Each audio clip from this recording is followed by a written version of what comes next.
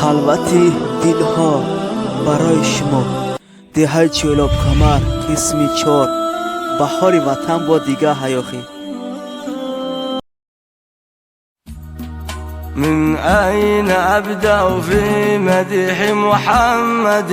لا الشعر ينصف ولا الأقلام. هو صاحب الخلق الرفيع على المدى، هو قائد للمسلمين همام.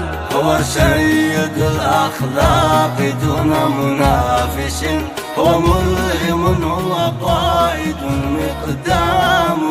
ماذا نقول عن الحبيب المصطفى؟ فمحمد للعالمين إمام. بأبي وأمي أنت يا خير الورى، وصلاة ربي والسلام معطرا. يا خاتم الرسل الكرام محمد، بالوحي والقرآن كنت مطهرا. لك يا رسول الله صدق محبة، وبفيضها شهد اللسان وعبرا. لك يا رسول الله صدق محبة لا تنتهي أبدا ولن تتغيرا. صلى عليه الله في ملكوته،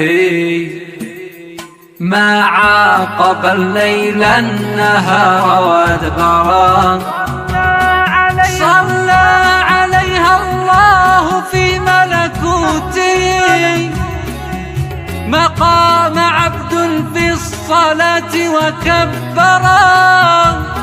صلى عليه الله في ملكوته، ما دارت الأفلاك أو نجم سرى.